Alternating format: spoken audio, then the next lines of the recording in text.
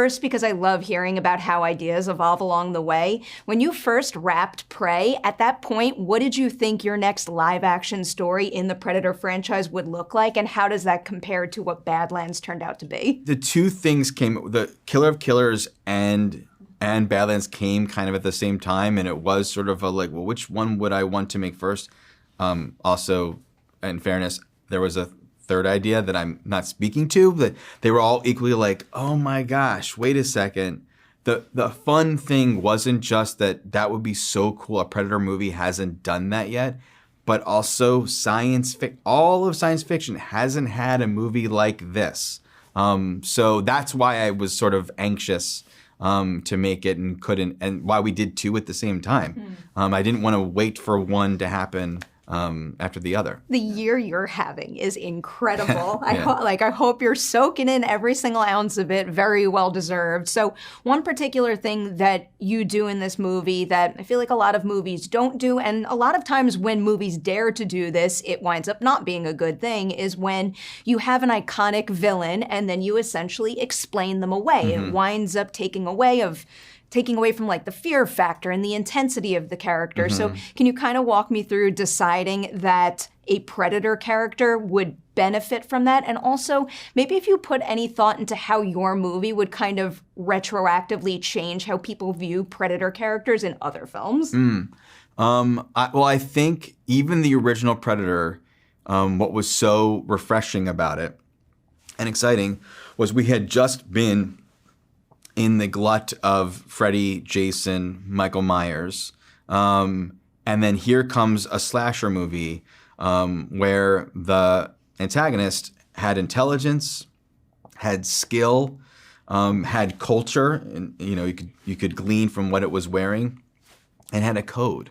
Like nowhere in any of those other movies could you imagine them disarming themselves and deciding to fight their prey or their victim, toe-to-toe, mano-a-mano with honor. But that was all instinctually a part of the Predator concept.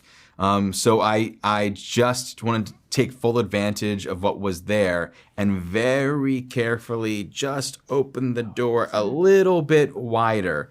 I knew it would be a trap to go fully deep dive and have it be Predator origins or be more lore focused than story focused, or make a movie about the Senate trade agreements between the different Yautja tribes.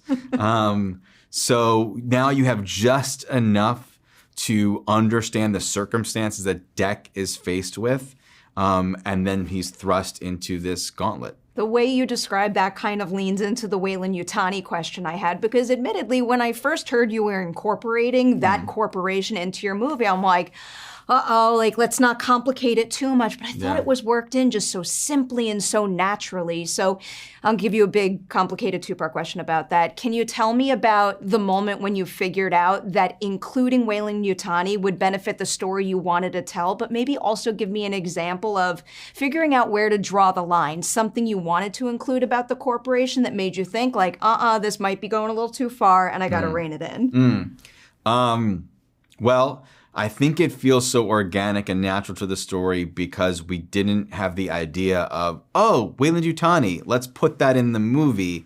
It came from not wanting to include any humans in the movie, and then deciding on a story of a monster and a robot, how cool that would be, and then realizing I know a company that makes robots that we can actually include. So that it came to the story, like the vortex of the narrative sucked it in as opposed to us trying to jam it in. Was there anything that was too far? I certainly, two things were challenging. One I wanted to sort of have more, well, no, we ended up doing that. I mean, what was challenging was time period because we are set so far in the future, purposefully, so that we didn't step on the toes of whatever Fede was doing, or of course whatever Noah Hawley was doing, and yet still wanted things to feel Weyland-Yutani, and the kind of the thing that makes it feel Weyland-Yutani is a lot of like MS-DOS style prompts and analog buttons and features. So walking the line between it feeling furthest in the future that we've seen them, yet also has some qualities that feel tethered to those aesthetic ideas in the franchise was a challenge. Yeah. So incredibly well done. I was so impressed. Leaning into Deck a little now, I'll give you another big, complicated two-part question, kind of structured the same way that I did my original one. When you first came up with that character, what did you picture him looking like initially, and what kind of tools did you think you would need to use in order to bring him to life, and how does that ultimately compare to how you all went about it and what he looks like in the finished film? The main aesthetic difference was when we first started out, I thought what made him a runt was going to be that he was blind. I was thinking a lot about Blind Fury with Rutger Hauer and Book of Eli, which is kick-ass, and thought that would be the exciting thing, is to see this runt of the litter that has to compensate, and he was going to use the clicks with a mask that he had made himself as a form of echolocation, so to embrace the predator vision in a new way.